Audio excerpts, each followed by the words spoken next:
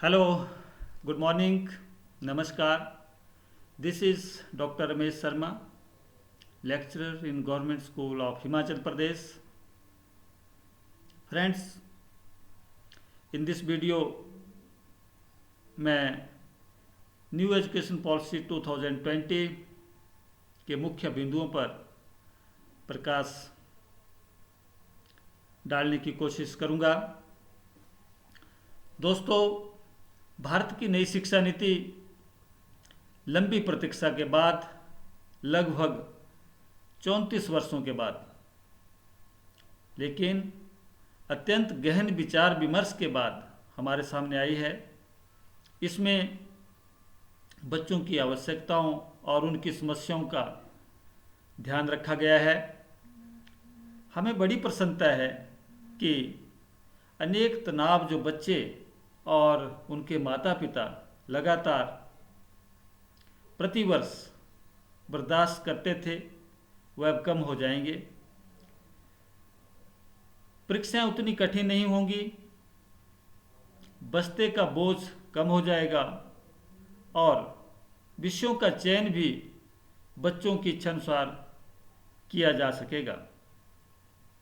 मुझे इस बात की भी खुशी है कि बच्चे यदि परीक्षा किसी नियत दिन या नियत समय पर नहीं दे पाते तो बाद में भी वो उस परीक्षा को दे सकते हैं। बाद में भी वो अपना समय निकाल कर अपनी इच्छा अनुसार परीक्षा देने की जो व्यवस्था है वो धीरे धीरे इस न्यू एजुकेशन पॉलिसी में हो जाएगी। न्यू एजुकेशन पॉलिसी में जो टेक्निक्स है, नई तकनीकें जो है, उनका उपयोग इसमें बहुत अच्छे ढंग से किया गया है और यह शिक्षा नीति भारत से भारतीयों को जोड़ती है, जो हमारी बहुत बड़ी आवश्यकता थी। इस ओर ध्यान दिया गया है। भारत की संस्कृति, भारत की ज्ञान परंपरा, जो हमारी ज्ञान परंपरा है, और उसके साथ साथ आधुनिक विषयों की जो आवश्यकता है, उनका जो मेल मिलाप है, उसको बनाने की भी बहुत अच्छे ढंग से इसमें न्यू एजुकेशन पॉलिसी में समन्वय किया गया है।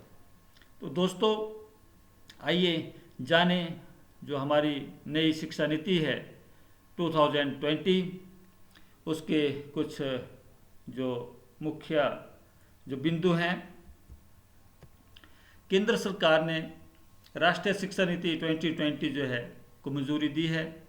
नई शिक्षा नीति 34 वर्षों के अंतराल के बाद जो है आई है। इससे पहले जो हमारी शिक्षा नीति थी, जो चल रही थी, वो 1986 में बनी थी और उसका जो प्रोग्राम ऑफ एक्शन है वो 1992 में बना था। उसके अनुसार जो हमारा शिक्षा का जो ढांचा था वो चल रहा था। एंड जो नई शिक्षा नीति है 2020, इसमें जो पहुंच है, शिक्षा की पहुंच बच्चों की, और जो समानता है, गुणवत्ता है, और जो उत्तरदायित्व जैसे मुद्दे हैं, उन पर विशेष ध्यान दिया गया है।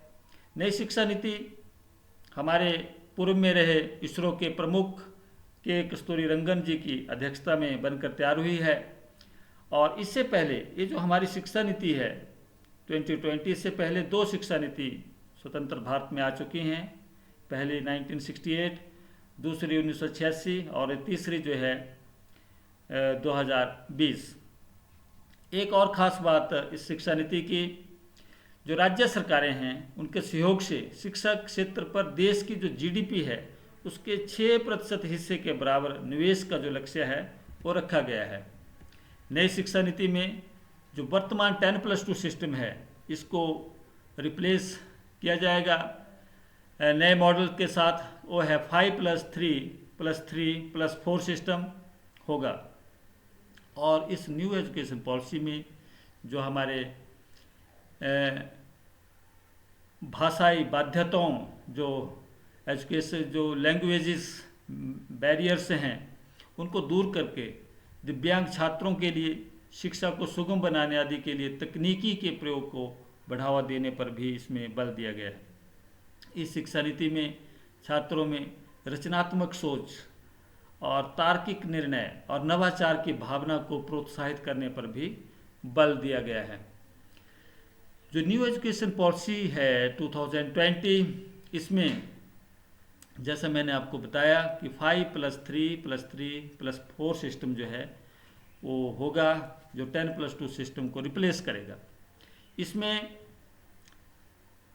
जो 5 का मतलब है कि बच्चा जो है 3 वर्ष का जब बच्चा हो जाएगा तो उसके बाद उसके जो 3 वर्ष हैं वो आंगनवाड़ी विद्यालय में, अर्ली चाइल्डहुड जिसमें हम बोलते हैं किया, या बाल बाटिका में, या प्री स्कूल जिसको बोलते हैं, उसमें वो रहेगा। उसके बाद जो उसकी पहली और दूसरी कक्षा है वो उसमें सम्मिलित की जाएगी। तो इनको मिलाकर 3+2 जो है 5 वर्ष जो है इसको माना जाएगा।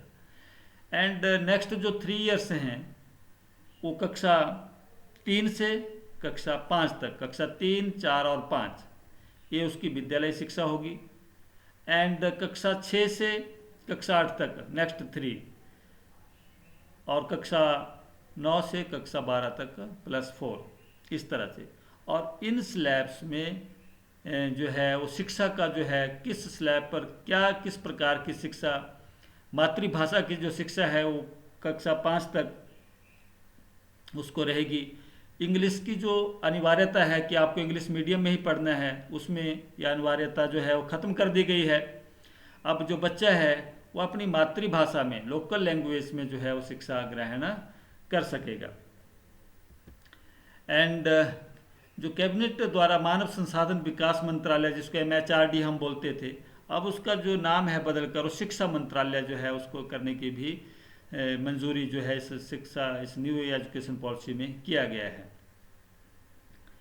एंड जो बुनियादी साक्षरता और संख्यात्मक ज्ञान पर एक राष्ट्रीय मिशन जो है, नेशनल एजुकेशन पॉलिसी में MHRD द्वारा बुनियादी साक्षरता और संख्यात्मक ज्ञान पर एक राष्ट्रीय मिशन की स्थापना की मांग की गई है। एंड राज्य सरकारों द्वारा वर्ष 2025 तक प्राथमिक विद्यालयों में कक्षा 3 तक के सभी बच्चों में बुनियादी साक्षरता और संख्यात्मक ज्ञान प्राप्त करने हेतु इस मिशन के क्रियान्वयन की योजना तैयार की जाएगी। जो भाषा की मैंने कहा विविधता है, पूरे देश में बहुत सारी भाषाएं बोली जाती हैं, तो जो न्यू एजुकेशन पॉलिसी है वो कहती है कि कक्षा 5 तक की शिक्षा में मातृभाषा, जो हमारी मातृभाषा है, चाहे वो हिंदी है, संस्कृत है, उड़िया है, बंगाली है, या जो क्षेत्रीय भाषा है, उसमें अध्यापन के माध्यम के रूप में अपनाने पर बल दिया गया है। साथ ही इस नीति में मातृभाषा को कक्षा 8 और आगे की शिक्षा के लिए भी प्राथमिकता देने पर सुझाव दिया गया है।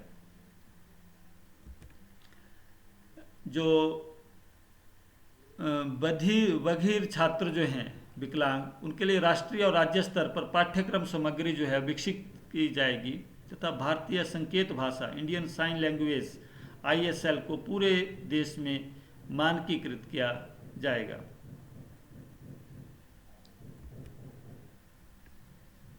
न्यू एजुकेशन पॉलिसी 2020 में एक ऐसे पाठ्यक्रम और अध्यापन प्रणाली विधि के विकास पर बल दिया गया है जिसके तहत पाठ्यक्रम के बोझ को कम करते हुए छात्रों में 21वीं सदी के कौशल के विकास, अनुभव आधारित शिक्षण और तार्किक चिंतन को प्रोत्साहित करने पर विशेष ध्यान दिया जाए।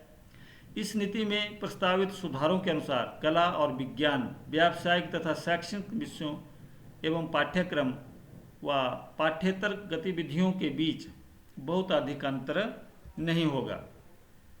दोस्तों, कक्षा 6 से ही शैक्षिक पाठ्यक्रम में व्यावसायिक शिक्षा को शामिल कर दिया जाएगा, यानी कि दूसरे देशों की तरह इसमें कक्षा 6 से ही जो कोडिंग सिस्टम है वो न्यू एजुकेशन पॉलिसी में लागू करने का निर्णय लिया गया है। इसमें यदि बच्चा कोई इंटर्नशिप करना चाहता है तो उसको इसमें छूट दी जाएगी और वो बच्चा इंटर्नशिप जो है कक्षा 6 के बाद कर सकता है।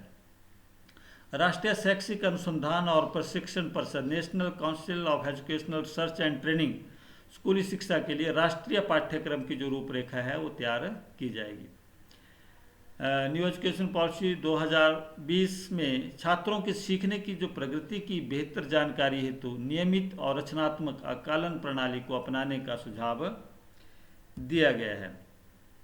छात्र कक्षा 3, 5 और 8 के स्तर पर स्कूली परीक्षाओं में भाग लेंगे जिन्हें उपयुक्त प्राधिकरण द्वारा संचालित किया जाएगा। छात्रों के समग्र विकास के लक्ष्य को ध्यान में रखते हुए कक्षा 10 और कक्षा 12 की परीक्षाओं में बदलाव किए जाएंगे। इसमें भविष्य में जो सेमेस्टर सिस्टम है या बहुविकल्पीय प्रश्न आदि जैसे सुधारों को शामिल किया जाएगा। और एक नई बात इसमें नई शिक्षा नीति में और कि जो छात्रों की प्रगति के लिए जो मूल्यांकन है उसके लिए मानक निर्धारक निकाय के रूप में परख नामक एक नए राष्ट्रीय आकलन केंद्र की स्थापना की जाएगी। शिक्षण प्रणाली से जुड़े जो सुधार हैं, शिक्षकों की नियुक्ति में प्रभावी और पारदर्शी प्रक्रिया का पालन तथा समय समय पर लिए गए कार्य प्रदर्शन आकलन के आधार पर उनको पदोन्नति दी जाएगी। और राष्ट्रीय अध्यापक शिक्षक परिषद वर्ष 2022 तक शिक्षकों के लिए राष्ट्रीय व्यावसायिक मानक national professional standards for teachers का विकास किया जाएगा। राष्ट्रीय अध्यापक शिक्षा परिषद द्वारा एनसीईआरटी के परामर्श के आधार पर अध्यापक शिक्षा हेतु राष्ट्रीय पाठ्यचर्या की रूपरेखा का विकास किया जाएगा और वर्ष 2030 तक अध्यापन के लिए न्यूनतम डिग्री योग्यता 4 वर्षीय एकीकृत बीएड डिग्री का होना अनिवार्य किया जाएगा 2030 तक। और न्यू एजुकेशन पॉलिसी 2020 के तहत उच्च शिक्षण संस्थानों में सकल नामांकन अनुपात ग्रॉस इनरोलमेंट रेशो को 26.3% वर्ष 2018 से जो है अभी जो 26.3 है उससे बढ़ाकर इसको 50% तक करने का जो है वो लक्ष्य रखा गया है। इसके साथ ही देश के उच्च शिक्षण संस्थानों में 3.5 करोड़ नई सीटों को जो है वो जोड़ा जाएगा। और एक नई बात 2020 न्यू एजुकेशन पॉलिसी के तहत स्नातक पाठ्यक्रम में महत्वपूर्ण सुधार जो है किया गया। इसके तहत 3 या 4 वर्ष के स्नातक कार्यक्रम में छात्र कई स्तरों पर पाठ्यक्रम को छोड़ सकेंगे और उन्हें उसी के अनुरूप डिग्री या प्रमाण पत्र प्रदान किया जाएगा। जैसे पहले कोई बच्चा डिग्री करता था, 1 वर्ष वो पढ़ता था तो उसको उसका कुछ भी डिग्री कुछ भी नहीं मिलता था। लेकिन अब यदि बच्चा कॉलेज की शिक्षा जो है 1 वर्ष के बाद यदि छोड़ देता है तो उसको सर्टिफिकेट मिलेगा। यदि 2 वर्ष जो है उस पढ़ाई को पूरा करता है तो उसको एडवांस डिप्लोमा दिया जाएगा। और यदि 3 वर्षों की वो शिक्षा ग्रहण करता है कॉलेज में तो उसको स्नातक की डिग्री दी जाएगी।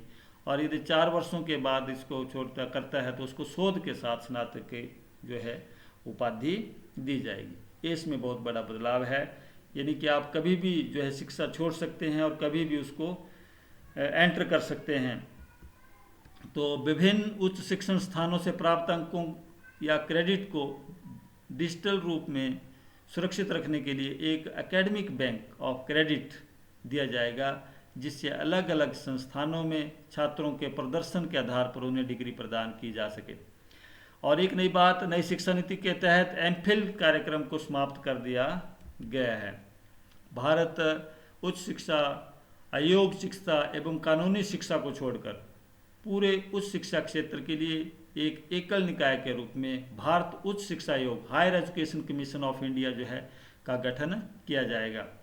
और higher education commission of India के कार्यों के प्रभावी और पारदर्शितापूर्ण निष्पादन करने के लिए 4 संस्थानों निकायों का निर्धारण किया जाएगा।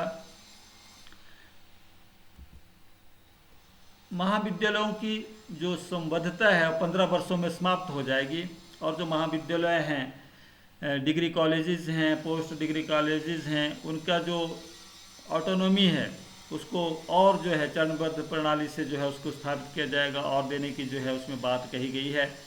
देश में आईआईटी और आईआईएम के समकक्ष वैश्विक मानकों के बहुविषयक शिक्षा एवं अनुसंधान विश्वविद्यालय की स्थापना जो है की जाएगी।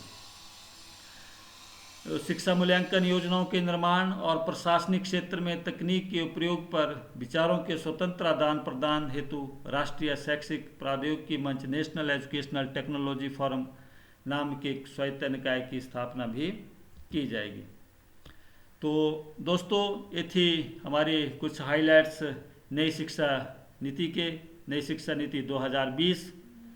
हम आशा करते हैं कि ये जो हमारी नई शिक्षा नीति है हमारे देश में एक शिक्षा के क्षेत्र में नई क्रांति लाएगी और शिक्षा के जो है नए आयाम जो है हमारा देश जो है दुनिया में जो है वो छुएगा।